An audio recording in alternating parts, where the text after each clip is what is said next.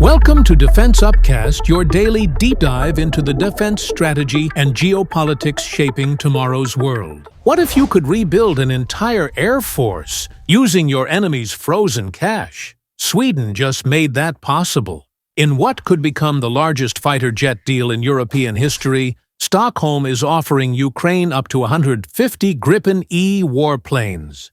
And they've found a way to make Russia pay for it. This is the story of a defense deal that's rewriting the rules of modern warfare financing. Since February 2022, Ukraine's Air Force has been fighting with one hand tied behind its back. While their pilots have performed miracles with Soviet-era MiG-29s and Su-27s, the numbers tell a brutal story. Russia operates over 1,200 combat aircraft. Ukraine? Fewer than 70 operational jets.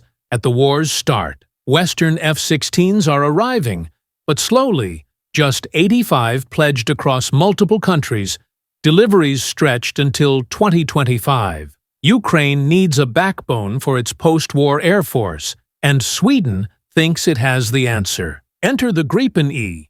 Sweden's fourth-generation multirole fighter isn't the flashiest jet in the sky. It can't match the F-35's stealth or the F-22's dominance, but what it lacks in fifth-gen prestige, it makes up for in brutal practicality. It operates from highways and damaged runways. It's maintained by a crew of 6 versus the F-35's 30, and at roughly $85 million per aircraft, it's less than half the price of an F-35. For Ukraine, rebuilding on a budget, that math matters. Sweden's defense minister Pål Jonson confirmed what defense analysts have been whispering about for months. The deal is progressing, and it's massive. Up to 150 Gripen E fighters. To put that in perspective, Sweden's own Air Force operates just 96 of them. The price tag?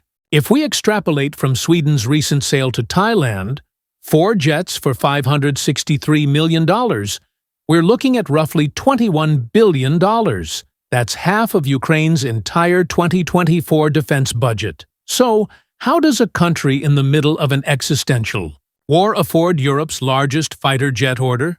Sweden has a 3-part plan. First, export credits. Sweden essentially finances the deal itself, with Ukraine paying back over decades, standard practice in arms exports. Second, military aid. Sweden has pledged 40 billion Swedish kroner, about $3.8 billion, in both 2026 and 2027. Johnson confirmed portions could directly fund the Gripen purchase. But here's where it gets geopolitical.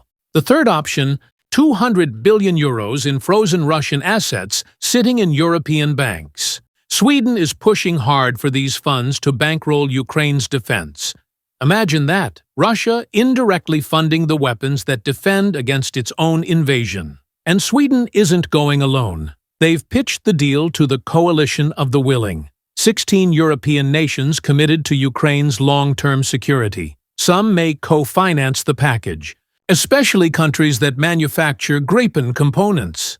Gripen's engines come from General Electric, avionics and components from Britain. Even Brazil has an assembly line. This isn't just Sweden's deal, it's a Western industrial consortium with skin in the game. But will Gripen actually make a difference on the battlefield? Defense analysts say yes, with caveats. The Gripen E was designed for Sweden's doctrine: dispersed operations, minimal ground crew, rapid turnaround. Ukraine's infrastructure is shattered. They need jets that don't require pristine airbases. Gripen checks that box. It's fully NATO-compatible. AMRAAM missiles, JDAM bombs, integration with Western command systems. Sweden's already in NATO now. Joint training pipelines are established. But there's a catch: time. Swedish Prime Minister Ulf Kristersson said first deliveries could happen in 3 years.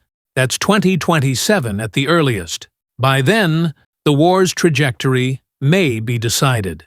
Saab says it can ramp up production, but they're already fulfilling orders for Sweden, Brazil, and Thailand. Can they manufacture 150 jets while the war is still hot? That's an open question. Here's what this deal really signals. Europe is betting on Ukraine's future, not just survival, but integration. A $21 billion multi-decade fighter program isn't something you sell to a country you think will collapse. Sweden and the coalition backing this are building Ukraine's post-war air force with NATO interoperability baked in from day one. And the frozen Russian assets angle? That's a precedent. If Europe can tap 200 billion euros for Ukraine's military, it fundamentally changes the calculus of economic warfare. Sanctions aren't just punishment. They become a self-funding weapon. Moscow is watching, and they're seeing their own frozen wealth potentially converted into the jets that enforce Ukrainian airspace for the next 30 years.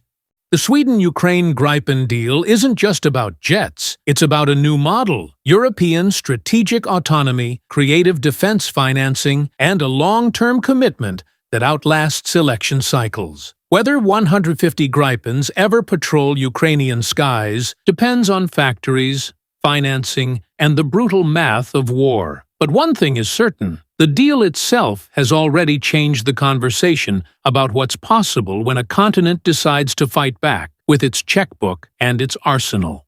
Where defense meets reality. Subscribe for more stories from the new age of warfare. And that's the story behind the headlines. If you found this valuable, smash that like button. It helps us reach more defense enthusiasts like you. Subscribe and hit the bell so you never miss our weekly intel drops. Now, I want to hear from you. What do you think happens next? Comment below. This is Defense Upcast, where defense meets reality. See you in the next briefing.